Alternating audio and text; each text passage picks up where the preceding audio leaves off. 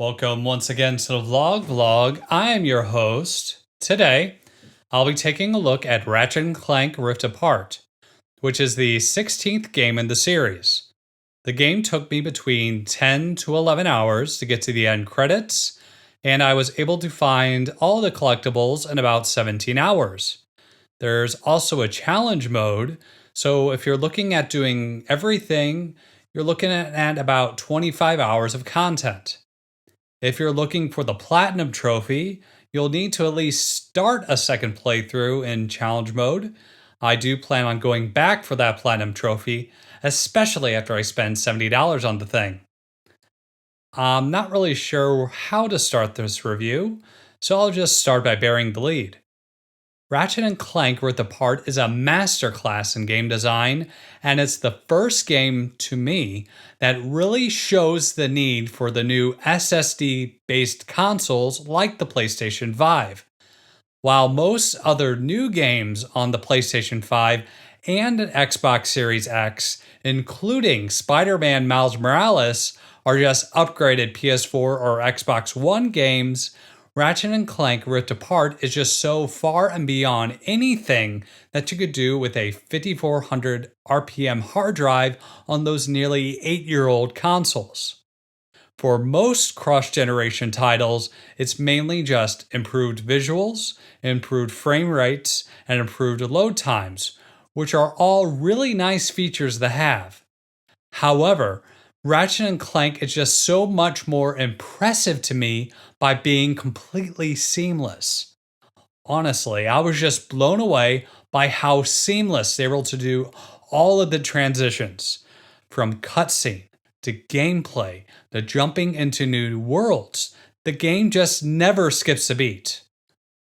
The first console I've ever played on was the Atari 2600, and the first console that I ever owned was the Nintendo Entertainment System. And something that I've really missed from those days is the ability to just turn on the power button and to be in the game with no load screens. The new Ratchet and Clank truly brings a return to that kind of feeling of instant gaming with a massive new breadth and scale. Graphically speaking, the game is just stunning. I love how bright and colorful the world is and how imaginative everything looks. A lot of Western developers have this weird thing where they use all their resources to make a game look as bleak and bland as possible, but Rift Apart has no such problem.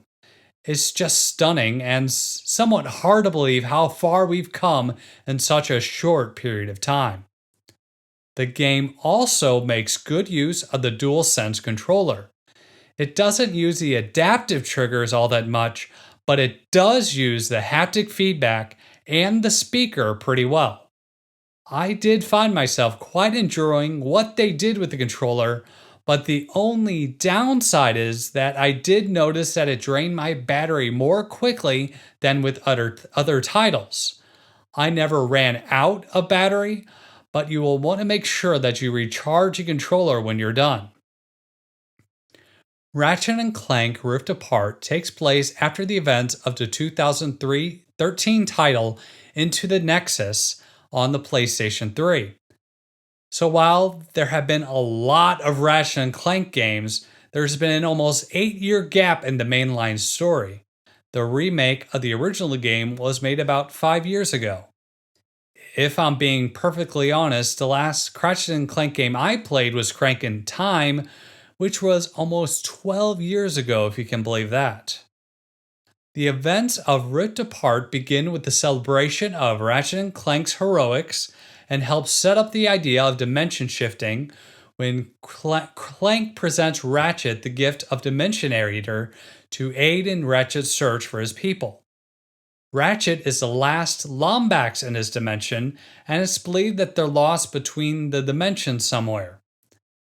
The evil Dr. Nefarious crashes the party to steal the Dimensionator, which causes rifts in the dimensions, and our heroes land in a dimension where an alternate Emperor Nefarious has already taken over the universe.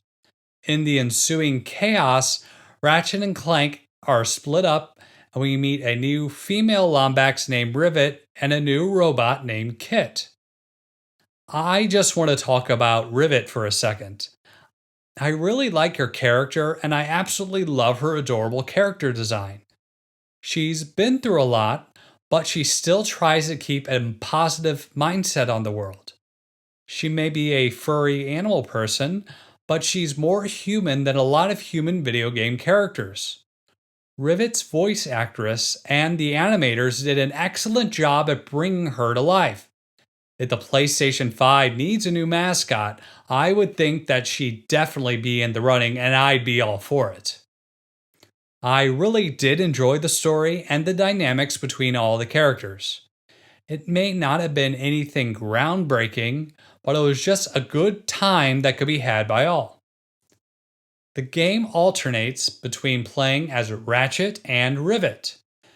For about half the game, you play as Ratchet, and for the other half, you play as Rivet. The game is about Ratchet and Rivet working together to fix dimensions and help save Rivet and Ratchet's universes from the schemes of the Nefariouses. Ratchet and Rivet play the same, which is fine because they're able to share the same weapons and power-ups as you progress throughout the game. It's an interesting mixture between platforming and shooting. You do get new powers as you progress, and the game can get pretty hectic. However, it never really feels unfair.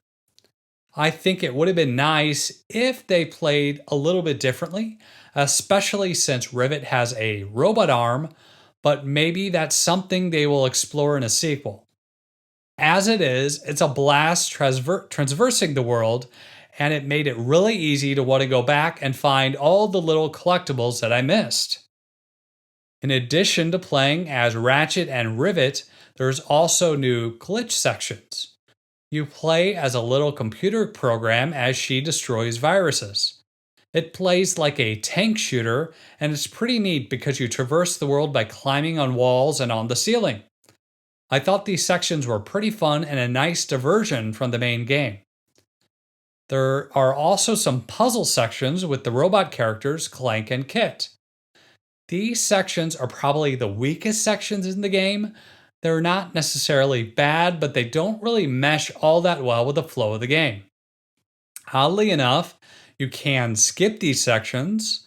I think they may know that these sections don't exactly mesh well with everything else, but I think they've just been doing these kind of puzzle sections for so long that they may have just felt obligated to put them in. Overall, the different sections played really well, and if I had to classify Ratchet and Clank Rift Apart, it's that it's a big blockbuster with lots of flash, but it's also one with plenty of substance. I feel pretty comfortable in saying that this is not only my favorite game of 2021 so far, but it's also my favorite game that's been released on either the PlayStation 5 or the Xbox Series X. One thing I'm having a really hard time getting over is that this is the second game that Insomniac Games has made on the new PlayStation 5 console. Personally, I just think Insomniac is on a whole other level right now, and it'll be interesting to see how other developers respond and what Insomniac does next. With all that said, I do think that the $70 price tag is worth mentioning. I don't blame Insomniac, but I personally don't think it's worth it, especially if you purchase it as a downloadable title. Sony mentions the increased costs of production as a reason for the increase, but as a first-party title, they don't charge themselves 30% to distribute it, which comes out to either $18 or $21, depending on if we're talking about a $60 or $70 title. I paid for a digital license, so Sony also saved a bunch of money by not paying to produce a physical box and a disc, having to pay to ship it across the country, and they didn't have to pay any retailer or wholesaler. So while I do agree that the costs of making a game have gone up, the costs to distribute a game have gone down quite significantly. In addition, With their digital storefront, games now have a much longer shelf life than when they made games back for the original PlayStation. They can pretty much sell the same game forever and supplement it with DLC and microtransactions. So while I am not exactly thrilled to have to pay the $70, I did it because I wanted to play the game when it was released. I also wasn't too thrilled about paying for a limited, non transferable, revocable license, but I did it anyway just so I can play it as soon as it was unlocked on my PlayStation 5. I mean, this game is going on sale in a couple of months, and eventually it's going to hit PlayStation Plus. Then again, I wasn't really thrilled when they jacked the price of new games up to $60 either. It just kind of bothers me that I'm paying more for less, but I guess that's true for a lot of things these days. On the other hand, I'm much happier about spending $70 on a game like this than any amount of money on a broken or incomplete game. I want to thank you for watching my review, and I want to remind you that this should not be considered an endorsement of the aforementioned product. These are just my thoughts and opinions after playing and beating the main campaign. I paid the $70 just like everybody else. Thank you again, and I hope you have a wonderful day.